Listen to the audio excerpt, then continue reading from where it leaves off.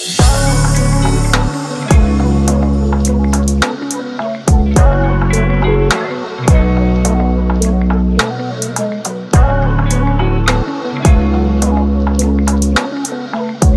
up guys? On the way tayo ngayon sa Moto Classica May Kawayan, Bulacan para sa ating PMS. And nakaka 11,500 odo na tayo. Grabe, almost 1 year na rin yung motor sa atin. And gusto ko lang i-share sa inyo, no, kung kayo ay nagbabalak na kumuha ng 450 SR this 2024 and kung nagdadalawang isip pa rin kayo, ano ba yung mga may experience nyo, pros and cons. I think this vlog will help you.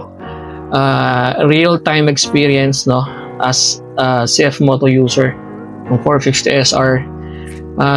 To be honest, dalawa lang yung na-experience ko so far having this bike sa 11,000 odo. Unang-una yung kanyang knuckle bearing, sa steering bearing yun kung tawagin ng iba.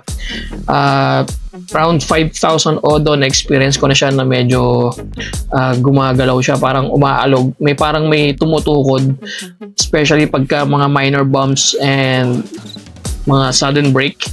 Hindi siya yung hindi siya yung ABS. Talagang mararamdaman mo siya ng parang may tumutukod sa kanya. So shoutout kay Gaspaholic, kay Jose, dahil umorder ako sa kanya ng knuckle bearing. And shoutout din kay Boss Alexis ng Garage Point Manila, dahil siya yung nag-install ng aking bearing. Yun, after that, thank God wala na yung mga tukod-tukod. So 5,000 odo, may experience yun na yan. And second thing na experience ko is yung kanyang rear brake. Medyo matigas siya, no? I think sakit na siya, no, ng CF Moto kahit yung 400 NK. Talagang mahirap siyang i-brake pero kumakapit naman. Kaso medyo matigas nga lang. Yung iba nagpapalit na ng brake system, kaya kumakagat siya kagad. Pero by far, mahalaga ka sa maintenance ng motor mo. May iwasan mo rin yung mga bagay na ganito. So by far, talagang yung unit na to masasabi ko na reliable, dahil hindi naman ako binigyan ng sakit ng ulo or any hindrances along the way. Sumasalang pa tayo sa racetrack and long ride. So very very reliable talaga tong bike na to. So yun lang yung aking dalawang experience so far dito sa bike na to, having this bike for 11,500 odo. So tara, punta tayo sa Moto Classica.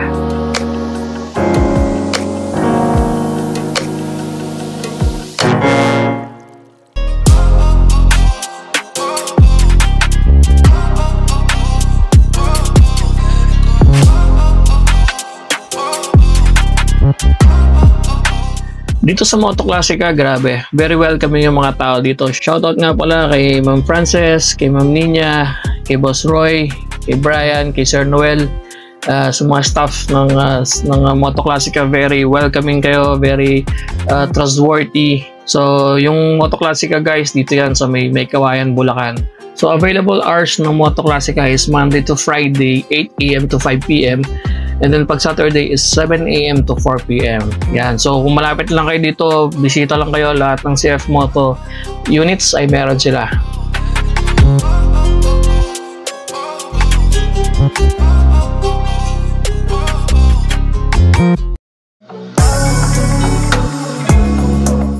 So yun guys, I hope this quick video help you kung ano yung pwede mo ma-experience sa CF Moto 450 SR.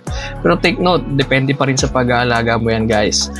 So yun lang. So kita-kita tayo sa next video natin, and always ride safe. Peace out!